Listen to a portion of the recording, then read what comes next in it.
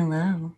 Hi, everyone, and welcome to EnvironMental Podcast. I'm Ob, I'm Courtney. and this is our podcast where we investigate different aspects of sustainability. We talk about really deeply each month about a different topic. This is the beginning of a new month, so we're introducing a new topic today. And this month we're going to talk about packaging. Yep. Packaging. Yes. Yeah. Last month we talked about. Oh, sorry. What? You said the same thing. Oh, okay. Yeah. Last month we talked about recycling, and that was just sort of a broad, general kind of intro to the topic of recycling, and now diving a little bit more deeply into packaging waste, packaging materials, what constitutes packaging. Yeah, what are real options for packaging for brands? That's something I'm really excited to learn about. I don't know very much about packaging and options for that. So this month I feel really excited to kind of dive deeper into it. Something that you know much more about than I do, Court. A little, yeah, but I think that there's still a lot to learn, and I think it's an ever-growing industry of like sustainable packaging, and it's definitely something that I think a lot of brand owners want to incorporate, and so I think that's really why we wanted to dive more deeply into like what does that even mean, and are the good solutions that are out there like actually good, or Yeah. So if you want to learn about packaging along with us and kind of follow on this journey and future environmental journeys, subscribe and follow, and we're on all of the podcast things and also on YouTube. If you're watching this on YouTube, hi, please subscribe to our channel. Yeah, we'd really appreciate it. We're gonna have a packaging, printing, paper professional coming in a couple weeks, so we can interview him. Yeah, that'll be really I have a ton of questions for that guy. Yeah, it's I think this will be an interesting one because it's like, I mean, when you and I were talking about it, Ob, it was just sort of like, okay, when you think of packaging, what does that even mean? Yeah. What is the scope of packaging? So I think that's interesting. Actually, today we got a package in the mail, and it had a really big box with a little tiny thing inside of it. Makes me really pissed off. That's where my brain immediately goes to when I think about packaging. But obviously it's also so deeper than that. Yeah, I think a lot of people, when they think of packaging, really just kind of think of like shipping, right? Shipping boxes. And I'm really glad. I mean, Amazon used to do that like a lot. I'm glad that they haven't as much, in my experience, at least. I think they got a lot of shit for it. I think that they did, definitely. Or everybody was just kind of like laughing at them for being like sending this massive box for like a envelope or something, like a piece of paper. But yeah, I mean, the word packaging is pretty broad. Like it's pretty non-specific. I'm actually looking for like something that could constitute as. Here's something. I have this. Yeah. I have a real office again, which means that I have my office like lip balm. One of the biggest wins of 2021. Your office lip balm. Yeah, I have lip balm all over the place, and in the office is one of the most important things, because when I think, I like automatically am like, I'm just. I have my office nail file. Oh yeah, that's my thing when nice. Yes. But yes, okay. So the plastic, that's in is packaging. Packaging. Yes. But it was probably also those, when you buy them, probably have that paper that's like kind of, you have to twist it to tear it to open it, right? One of those guys. It does, but this one actually also came in a paper box. Okay. I got it in Michigan, and it was actually at a Walmart, which was really cool to see that Walmart was selling an eco friendly hemp-based it's USDA organic lip balm. That was really cool. They do. I mean, there's a freaking market for it. And if there's a market for it, Walmart's going to get on that train. Totally. But like, congrats to Eco Lips. Eco Lips. Cute. Okay. They're made in Oregon.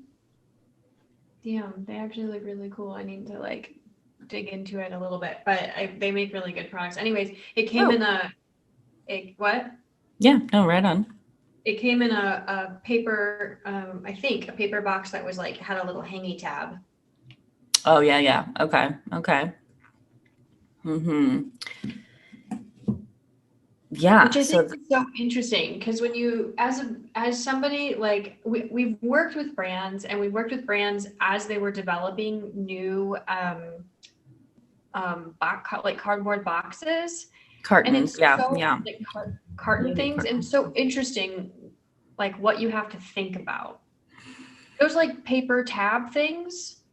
It's like something to like hang on a store shelf. Yeah. It's something you have to actively think about when it comes to your packaging. Mm-hmm. Absolutely. Yeah. I mean, and typically those little hangy things are like little plastic things. Okay. So yeah, and they're separate from the packaging themselves. So then they have to be glued on. Yep. It's like, yeah, I think when doing the research for an actual consumer. Puppy! Maven made an appearance and scared the shit out of us.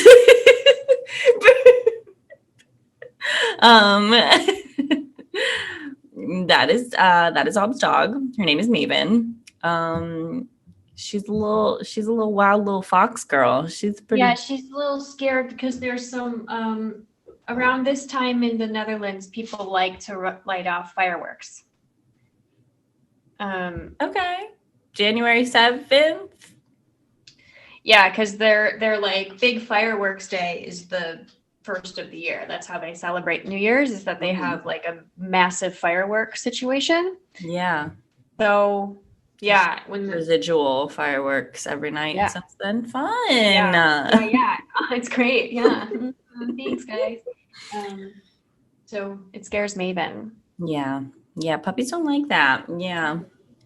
I definitely lost my train of thought. Sorry. That's okay. Well, we were talking about like those little plastic things that you have to stick on to hangers. Yes, I think okay, yes, I remember now that, like, it's so interesting when you are designing packaging for your individual products, because it's like it's not only what the product is itself in, but it's also a retail like box, perhaps sometimes and those, when they're being designed, are flat, right? You have to like totally flat. You have to like figure out where you want the flaps to fold over. You have to figure out where you want to have it glued together and like have all this kind of like empty space, and then there's the shipping box. So it's kind of like, there's the potential for packaging to be like a major expense for a business, and it's crazy to me how expensive packaging is and how much waste packaging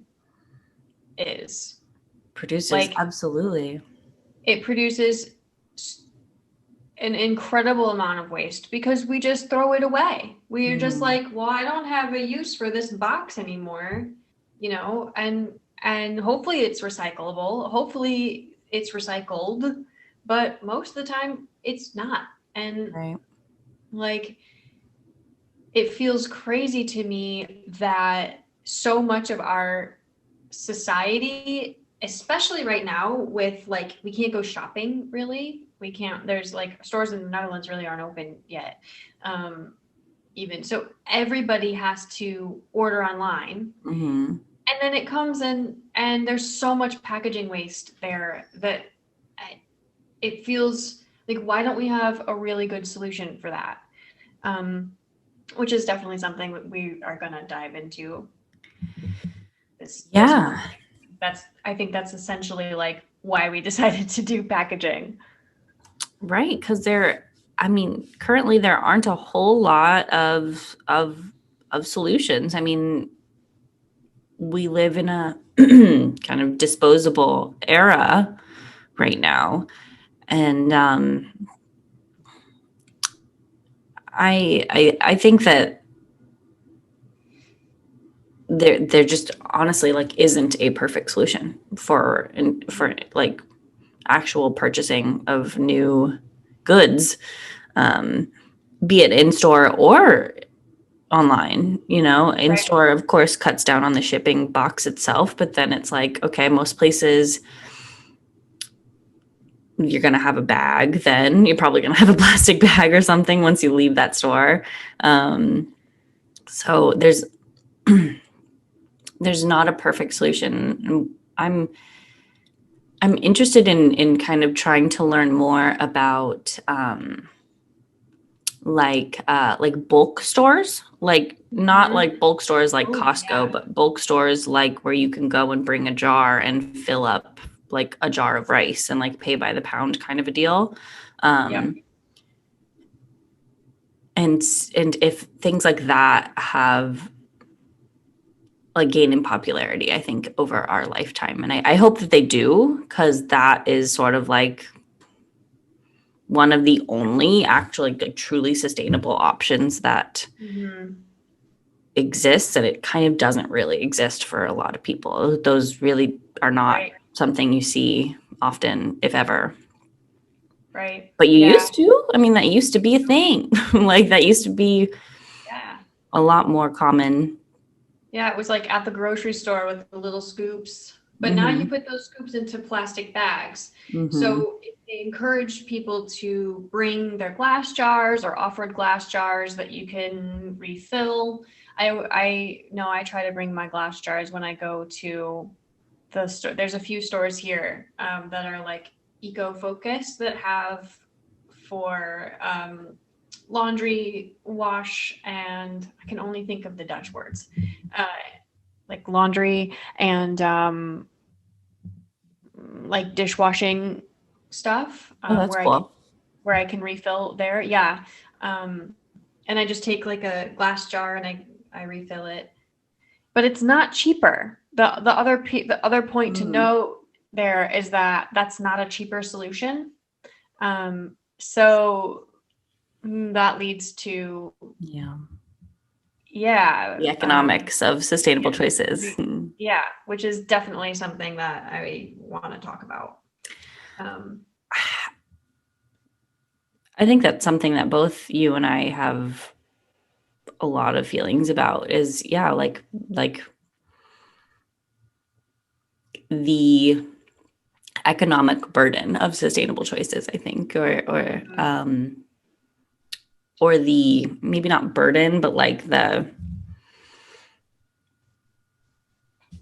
roadblock. I don't know, like like it's something that not everyone can afford to choose to do. And when money is an issue, you have to just make do with what you've got. And the cheapest options out there are always going to be plastic, single use, Yep. disposable, dollar store, Walmart, like these discount stores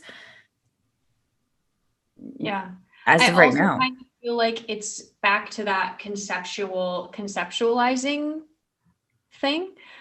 Like plastic doesn't need to be single use. Those, like, you know, you can use a plastic thing more than once. It's not going to break down. It's not going to go anywhere. It's fucking destructible. So like, you know, and then using those non-single use, single use plastic things until you save the money to buy the good set. Or like, Yeah. you know, there is a piece of sustainability that is like reusing and fixing things and consuming less that does take the monetary burden off of it. But with our mindset being so focused on consumerism, and the importance that we put on new consumer items, it feels like if I want to be really sustainable, then I want to buy new stuff and to be that sustainable person, but like I can't afford it. You know? So yeah, I mean, that's something that I find really, really interesting. And would definitely want to talk about. It is something that is very ingrained in our society, right? Like, can you imagine? I'm just kind of thinking of, okay, if someone did reuse some of their like plastic packaging that was sort of single use, like that might feel like shameful. Yeah. You know, that would. And if, you know, if someone comes into your house and you're like, oh yeah, I'm reusing this detergent bottle now to hold this soap thing or something like that, it's got this like weird, it's got a stigma around it. Yep. Like you'd right. Yeah. And that's I think that one of the real problems we have. I have a really good example of, I didn't grow up in a very affluent place. My parents, I was lucky enough, my parents had government jobs, so they had stable income. But like GM was like, I grew up in a GM place outside of Flint, Michigan, and GM closed. What year was that they closed? Do you know? The last layoffs that I remember layoffs, they had been laying off for a very long time, but I remember layoffs in my senior year of high school, junior, senior year in high school, that affected my friends' families, that affected my friends' parents, and they had to also get jobs. Yeah. One of those friends, which led to a whole lot of issues. One of my very good friends' fathers completed suicide a couple of years later. So these things are really difficult for those neighborhoods. And I remember going to her house, and she was living with her mom at the time, and her mom had washed out I brought them cookies like earlier in the week or something, and I went over there, and she had washed out the plastic bag and was giving it to like save and give back to me, to like a Ziploc bag. It was just a Ziploc bag. In my mind, I was like, why the fuck would you do that? Like, I don't understand. And she was like, well, they're expensive and they never break down. So why wouldn't you use them again? Wash them out and use them again. And I have weird guilt around like feeling that way about her and about that situation. And it was like a poor person's thing, but also like, she's fucking right. We should be washing out our Ziploc bags. There's no reason to throw them away unless, none. Yeah. And there's no shame in keeping it. Yeah. Right. Exactly. That's awesome that she did that. And like, we should be doing that more. Right. Yeah, I don't know how to like even begin to try to like tackle that stigma around reusing plastic things more than once, just because they are like maybe marketed to you as single use, like a Ziploc. Like, Right. why are we listening to that? Like they're marketed to you that way so you buy more. Right. Like you Right. don't have to though. Like Right.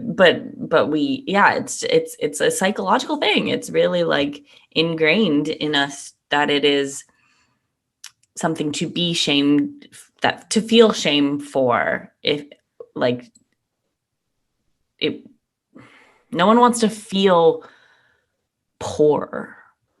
Right. And that's a massive part of the United States as well. If Mhm. you There was something I read somewhere that said that people I think it was about why, I don't know, but anyway, it was like poor Americans don't think of themselves as poor Americans. They think of themselves as like not yet millionaires. Yeah.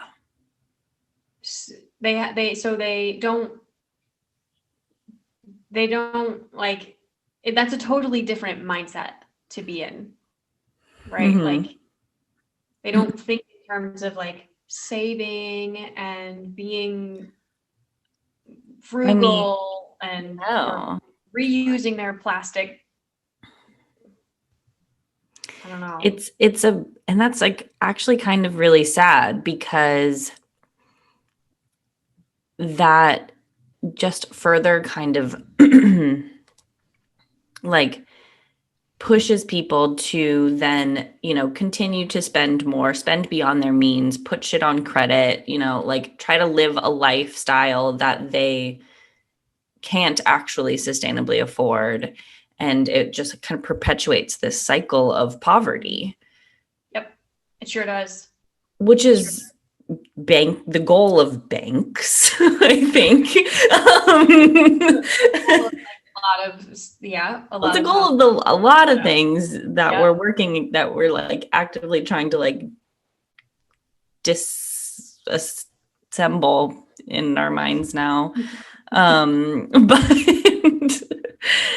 it's a, yeah, I mean, I had never heard that specifically, that like, yeah, poor Americans more so feel like they are just like not yet there. Like Yeah. we have this ingrained in us that like, yeah, you gotta just keep grinding, you'll get it. And to some extent, like, yeah, we have to think that way because otherwise life is really fucked up and challenging and like Yeah, but having ambition, like the thing about millionaires is that they get that way because they save money and they live frugally and they think about the future plans. Like living like a millionaire now when you don't have access that way and not thinking about it or planning as a someone who's good with money mhm. doesn't help you. Like that doesn't make you more likely to be successful. And in fact, it does the opposite. Sure doesn't. Yeah. Yeah. Yeah. But that's what's being sold to us, right? Is this Right. like, you've got to have the latest and greatest. You've got to, Right. continue We don't think about consuming. like get your, when it comes to packaging, one of the things that pisses me off is my vegetables in plastic. Why are you Oh doing my that? gosh. Yeah. That's how things come here in the Netherlands. Like I found Like saran wrapped, right? Like, yeah, the cucumber is saran wrapped, but then like also just like yesterday, I got an eggplant with HelloFresh, and HelloFresh tries really hard to not send that stuff, but you can't get eggplants here unless you go to the farmer's market. Um, there's just one eggplant with fucking plastic around it. Why are you doing that? What what is the goal of that, y'all? yeah. And they'll say it keeps it fresh longer, but it was right over the like it doesn't need to stay fresh longer. When we Hmm. just that leads into food waste, of Mm-hmm. course. It's like there's Yeah. no there's no real they're also tied, and there's no like real solutions until you start living the life of having the real solutions and like really getting into these kinds of conversations. Like following the train back. Yeah. Yeah. I mean, it is definitely something that at grocery stores, I actively choose the fruits and veggies that are not in plastic packaging. Like they're just the loose ones. But typically the ones that are in plastic packaging are cheaper. Yep. Huh? Why? Don't know why. Don't know why. Yeah. Don't. That's what's so interesting is that we don't ever pay the true cost of what we're consuming, when it comes to when it comes to plastic. I think that Right. it's and I don't even I don't know if maybe there should be some sort of plastic tax or something, or but then again, that's only going to negatively affect people who are lower income. Right. So it's what Right. what's the solution? Yeah, it's how do we're stuck in this cycle of over consuming and wasting so much, that it's not going to be easy to break out of. Yeah. Right. And it falls on us to do it individually because because it's going to keep going. You have to choose to buy, you making choices at the grocery store. I'm not going to buy the one in plastic packaging. This is going to cost more. Mm-hmm. Use this organic or more sustainable option. But what is the true cost of choosing something wrapped in plastic? Because now you're looking at petrochemicals and potential of leaching of those chemicals into your food. That's and now you're looking at medical bills down the road. It's not a secret that petrochemicals make plastic and that plastics cause cancer. Yep. Guys, and you're just wrapping your fucking food in that seems fine. Yeah. And right. I don't know when that other shoe is going to drop, when are we actually going to have to deal with that as a society? The problem is, I think the shoe's dropping, man. Yeah. Something 2/3 of the number is bigger than half. That has to do with age also, but more than half of people will have cancer at some point in their life. Mm-hmm. And a lot of it again has to do with we're getting older, so as a society we're aging more, and the more you age, the more likely your DNA is to evolve into something that's not healthy for your body, and that is what cancer is. Mm-hmm. But all the chemicals that we consume, all of the chemicals that our food and is packaged in, all the chemicals in water, and all of the microplastics in water. Your tap water has plastic in it. Period. There's a microplastic in your tap water. There's I can basically just say that, and it's no matter where you are in the world, that's true. Yeah, I read a study, maybe you might have sent this to me, or I'm not sure where I found it, but it was I think for the first time they found plastic in amniotic fluid of the pregnant woman. I think I sent it to you, or we were talking about it and you Googled it. Yeah. It was wild. Yeah. Fucking crazy. We're made out of plastic, y'all. Yeah. In the book that we're reading about packaging, they were by 2050, there will be more plastic in the ocean than fish. Guaranteed. Yeah. What's gonna happen? Don't know. That's not that far away. We're only 30. That's our lifetime. Mm-hmm. That's the 2/3 of our lifetime. It's like a third of our lifetime away. Mm-hmm. Right. And if we have children, like that'll be smack Right. dab in the middle of their life, like. Right. And in 30, I read another study that said in 30 years, the world isn't going to look at all like it looks right now. And why the fuck would it? Why would it? You know? And it goes into this larger conversation around climate change. Yeah. It always gets there, and it gets there really fast because it's directly related, you know? And when it comes to packaging, this is, I think that we kind of were like, is it really specific? Is packaging too specific? Is it too much about resources? Is it too similar to recycling? I think packaging is important to be a part of the recycling thing, but actually it's kind of the other side. It's like one of the major problems that we have. Mm-hmm. Like the recycling industry is having a very difficult time keeping up, and it's not helped by people being assholes about it and not solving the problem.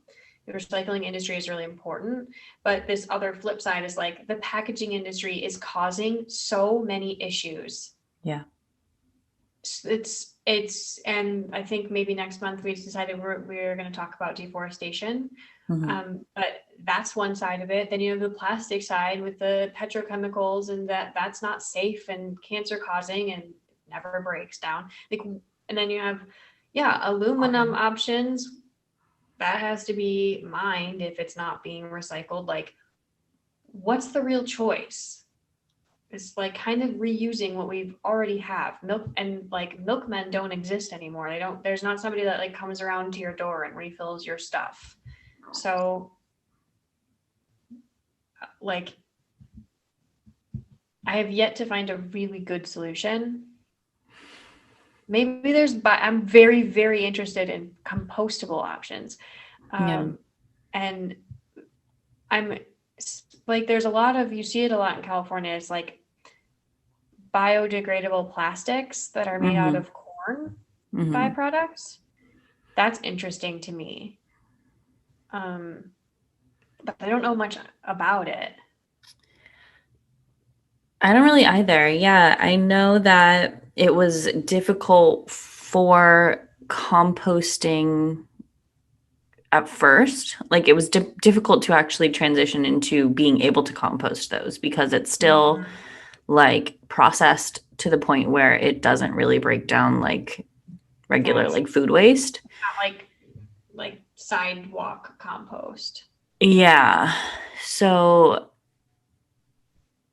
but I think that they were able to kind of figure out how to incorporate that into the compost system, but I don't think that that was like 100% without any plastic. I'm not entirely sure, I don't know. but But it's still, that's the thing, is like with packaging, it almost feels like choosing the lesser evil it rather than is. like choosing a good option. The only real option is to not buy anything. And that's not the world we live in. So, you know, Right. Or, yeah, I mean, establishing low waste or zero waste little markets, where people can buy things in bulk, bring in their own jars, really encouraging that. I mean, yeah, I mean, if you're buying something that's new, there isn't a perfect solution. Yeah, it is definitely choosing the lesser evil. right. But regardless, you're still consuming some sort of a resource, and some natural resource was used in creating Yeah. that, be it water, trees, Yep. chemicals, it was something. Right. And like no living thing lives on this planet without consuming natural resources. That's not a reality. But the problem isn't that we consume it. The problem is that we leave so much waste that isn't recyclable, isn't reusable, isn't like able to break down and refeed into the natural cycle. It's all completely like gone. Like, let's just put it over there and it'll be fine. That doesn't rejoin. It's just like energy and matter that is useless now. Yeah. And sometimes I think about it in like, and this is kind of heady, super conceptual, but like matter and energy can't really be created or destroyed. If matter is energy and energy can't really be created or destroyed, what is all this waste? What is all that energy that's just fucking sitting there? And what now has less energy? Where, like, Yeah. what is that? Where did it come from? Where Yeah. did it come from? Because I know where it is. It's sitting over in the landfill, but like there's some level of life that or energy somewhere that is less now because it can't be created. It's like one of the most important laws of physics. So like, where did it go? That's interesting. Like, is it affecting the planet in an energetic way? I would say it fucking definitely is. Yeah. You know? Huh. Just food for thought. Something that actually makes me feel more scared than all the other stuff is that one. Yeah. Yeah. I mean, that's pretty wild to think about. I don't know, but I mean, I hope that I've heard that there are like insects and things that are evolving to be able to break down That would be plastics. awesome. That would make, and it also would make a lot of sense. Yeah. Because something has to, like something, our planet, we think of our planet as like this stationary thing that like plastic's not going anywhere, but like planets evolve fast and insects evolve really fucking fast, right? Because some insects live like a day, so their evolution is super fast. It would make perfect sense if there were insects that are like coming, like being evolved into, that we've now as humans reached this point where like we have such an impact on the planet that it is evolving to deal with our bullshit.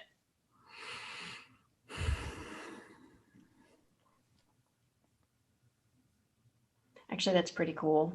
Good job, Earth. Yeah.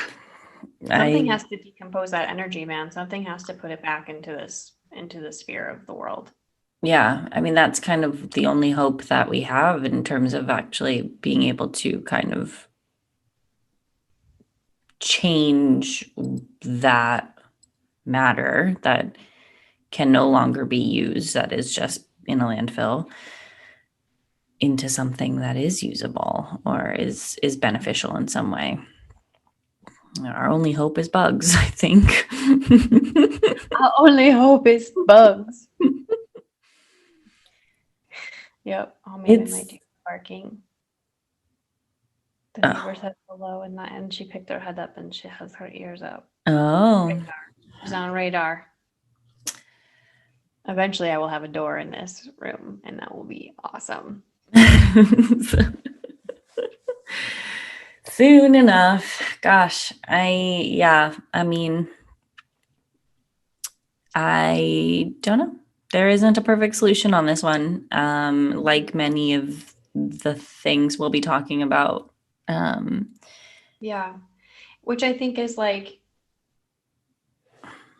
quintessentially the issue with sustainability is that we can identify lots of problems. We can identify lots of potential, and we can identify like things, lifestyle changes for individual people to make, and things to help as brands to help push these agendas forward. But in general, there is no perfect solution to sustainability. And that is why we are where we are. Yeah. There hasn't been any governing body or any sort of like legislation, or the whole world needs to come together and say, we need to solve this. Right. I hope that the United States will make some adjustments in that regard over the next few years. Yeah. Because the time is now. But Right now. It was yeah, several years ago. Yeah. I think, and unfortunately, I think that because there isn't like a perfect solution, and like really it is just like kind of choosing the lesser of two evils, like that is what, when people, a lot of people get discouraged by the sustainability kind of causes in general, because it's sort of like, okay, cool, like sure, you're solving one thing, but now you're uncovering a whole new issue. Okay, like it's like right, like in a few weeks, we'll talk about some ways that brands can incorporate more sustainable packaging, and but we'll let you know now that none of those are perfect, right? Those are still resources that you're going to be consuming for your brand, that um, and I think that that's discouraging. Like it's a conversation I had not that long ago. The conversation was in regards to like electric vehicles, and like California is shifting to not sell gas powered. Yeah. I don't know when exactly that may happen, but soon, I think. yeah, it seemed like it was really, really soon. Yeah. Which is cool. And like, that's awesome. But like lithium for car batteries is not something I feel great supporting, like that is something that is mined. It is not something that is really ethically available. I think it's like, I don't know enough about it. I'd be interested in diving into that at some point, but yeah, so it's like, okay, cool. Yeah, so we're solving one thing, but now how are we going to get all of this lithium that we need to power our cars? That's really, we'll cross that bridge when we get there. But is it better? And we're having such a hard time moving even there to that step. It's like evolution takes so many iterations to get to perfection. And I think because we are thinking beings, we haven't, and our lifespan is so long, and we don't like change in general. We have like a physical reaction to someone asking us to change things. And I was like, yeah, as seen by the United States over the past day or so, we don't like that. We don't like being asked to change. So the change happens over generations, and we don't have generations anymore. And it only took us like 3 generations to get here. Right. So will it take 3 generations? We can't go backwards. Like, we have to evolve forwards into using less again, which is so hard. Yeah, we need really broad, sweeping, progressive change and movement, and like paradigm shifts and new ways of choosing packaging and new funding going into the science behind how to build some like stuff that breaks down, and shipping materials that don't end up in landfills. And there's such a massive infrastructure, even just considering like how to ship something that isn't in a gas powered vehicle. Like, fuck, we're really in a bind here. And it does often feel like, well, I'll just use this plastic because who the fuck cares? Like we're already too far, you know, so easy to get there. Yeah. Yeah. Absolutely.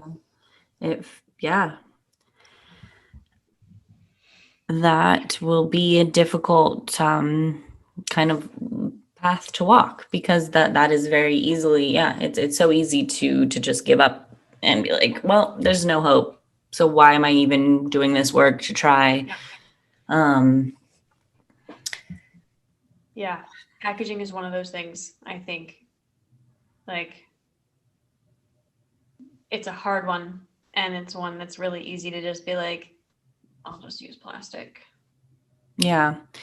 Yeah. I mean, it's a hard one because we're forced to face our consumerism, and that doesn't always feel good. But it's just kind of something to, if you're not currently thinking that way, just kind of have a look at the things that you are purchasing or receiving in the mail in a week. Take, like, that's 1 week. You probably got an Amazon package within that week, I would say. Most people have something coming to their household pretty often these days. Yeah, keep track of what packaging arrives. That would be such an interesting thing to like keep track of like what you buy and what it comes packaged in, and then just like take a look at it after a month or something. Yeah. And then really see how much plastic packaging are you getting? How much paper? Like how much cardboard? Is there anything else that you received that you thought was really interesting in your packaging? You know? Did you buy from a brand that you think is doing really well, and they came up with an interesting shape to their box that holds their products in a cool way so they don't have to use a bunch of shit? But like, and can you reach out to them for that, maybe for that design, or maybe like just tell them good job, so that they'll keep doing it, and maybe suggest to another brand something similar that you've seen. That makes huge differences to small brands. And as a brand owner, you should listen to your audience if they're asking for that. Absolutely. Yeah. Yeah. Oh man, this will be a big one this month. Like, bummed. It's like, we don't have great solutions, but we're just going to learn about it anyway. Yeah. I mean, that's what you got to do. Yeah. So next week's podcast is our book review, and we're reading The Future of Packaging by Tom Szaky. Ooh. He is the founder of TerraCycle. TerraCycle is dope. Look them up, follow them. TerraCycle is leading the way, definitely. They sure are. So we are reading a book by the founder, and we will report on how we liked it next week. Tune in there. Subscribe now and get like a cool notification that it's coming at you. Oh yeah. Yeah. Stay tuned. Yeah. All right. Thank you for watching and listening, everybody. Have a good week.